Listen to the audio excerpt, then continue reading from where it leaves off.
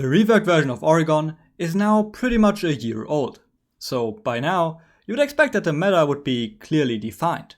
And for the most part, that's true. But when it comes to top floor attacks, there's been kind of a shift lately. For the longest time, teams used to play some kind of master and big tower split. But recently, the big window wide stair split has become much more popular, almost to the point where it is now the default kids bunk attack.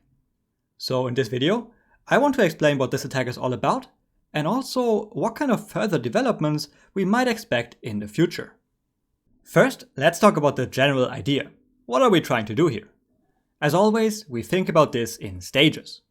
The first stage is roam clear, because as the name implies, we need to get wide stairs control, and in order to do that, we need to clear at least dining and showers. Although many teams go the extra mile of also clearing kitchen and security, and the reason for that lies in the next stage, vertical play. Of course, we'd love to just walk into the site and plant, but as it stands, there are quite a few crossfires on both big window and wide stairs. So we need some way of applying additional pressure. And the best way to do that is to play vertically. After all, the entire floor of the site is destructible, including these crossfire positions. Assuming we manage to kill at least a bunk player, it is now time to execute. Some teams go for a big window plant here, but I think the majority of rounds is actually decided by gunfights. Jumping into big window and taking this gunfight is nice for the attackers, and so is walking into games and taking these kind of gunfights. So that's the general plan. We take map control, we play vertically, and then we win by getting kills during the execute. Seems fairly simple, right? But as always in Rainbow, the complexity lies in the details. So let's take a closer look at all the different stages, starting with roam clear. The beginning is pretty simple. Small tower, showers and dining are pretty much always free for the attackers, but some teams actively contest kitchen and security.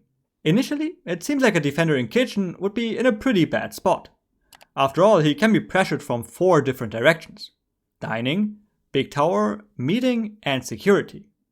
But the beauty of the setup is that the anchors in kids and games can alleviate some of that pressure by playing vertically.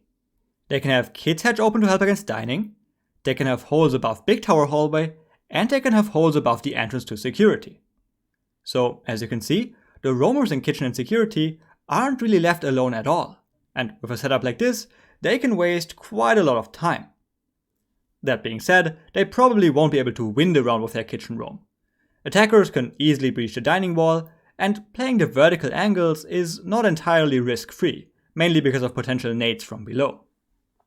With that said, let's move on to the next stage, because now the tables have turned and it's the attackers that are playing vertically. Like I said before, our main goal is to kill the bunk player, because he's the one that is facilitating all the crossfires. And he also happens to be in a very weak spot. There's almost no space for him to move around, and once he steps into the open, he's going to get killed by the big window player.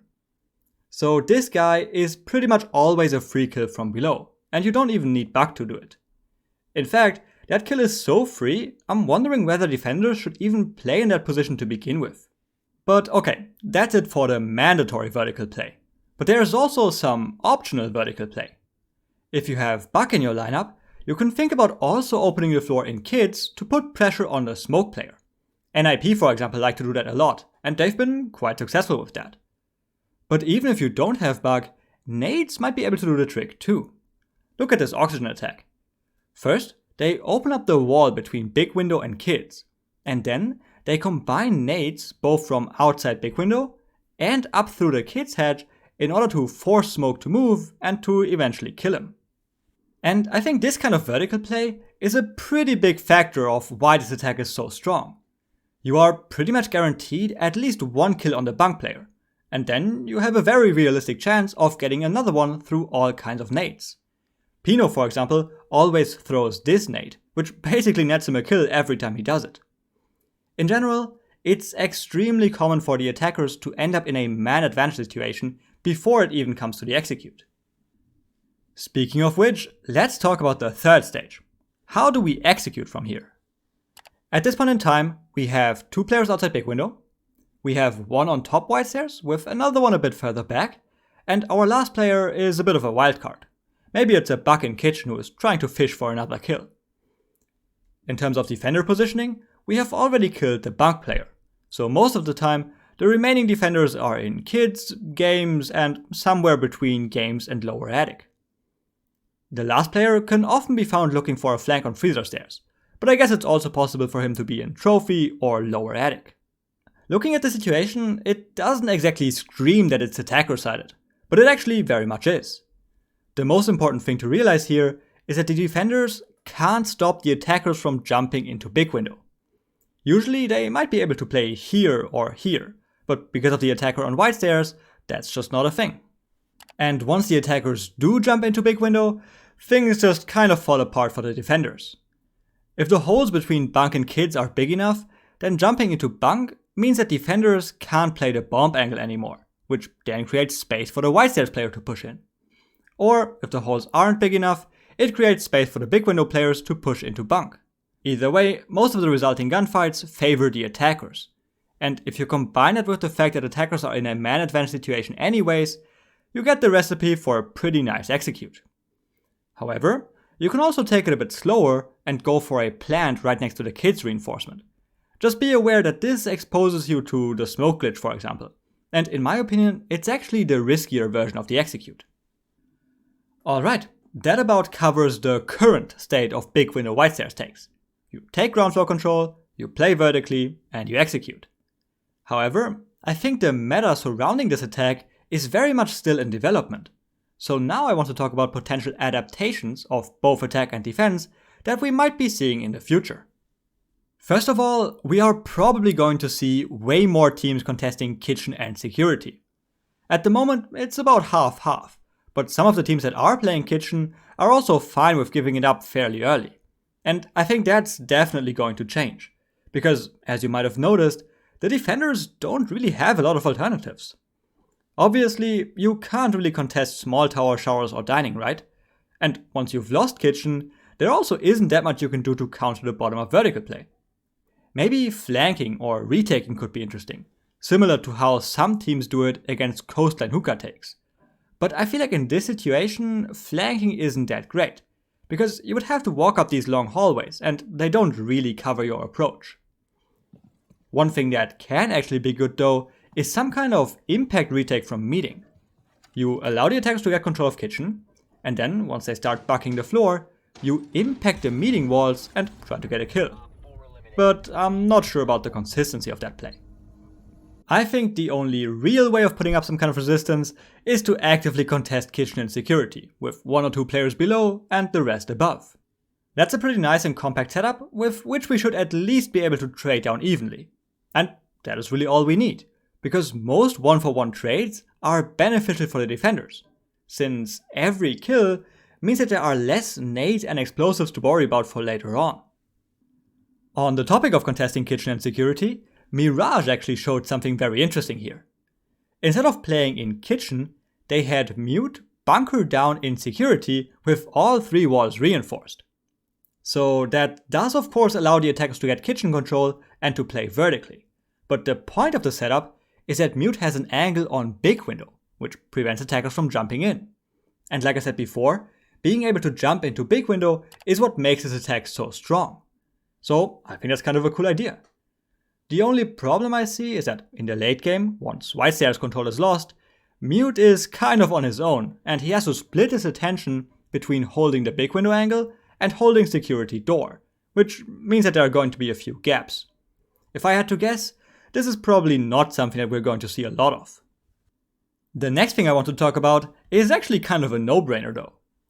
Instead of reinforcing the left wall between bunk and kids, defenders could also reinforce the right wall. Secret, for example, showed how something like this might look like.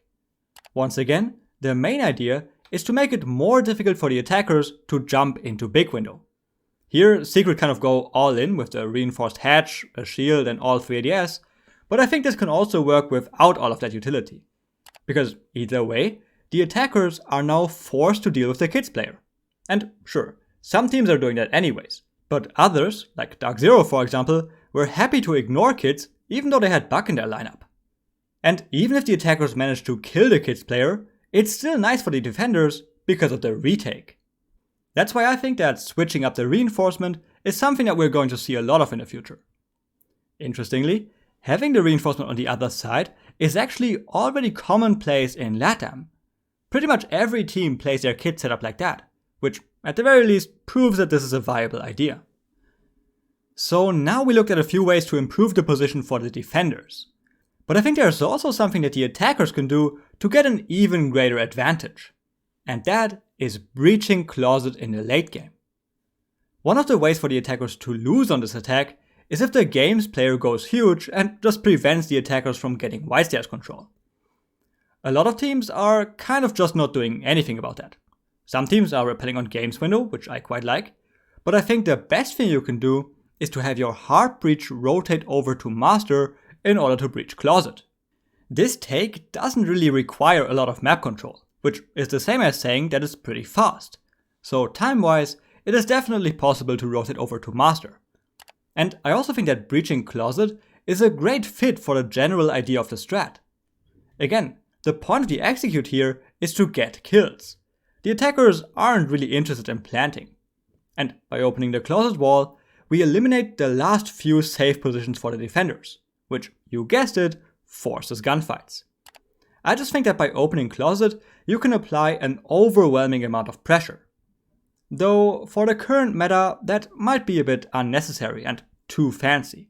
But if the defenders ever figure out a good response to white stairs, then opening closet is something that the attackers should consider. Alright, so those were the 3 meta developments that I'd expect to see in the future. I think defenders are going to contest kitchen a lot more.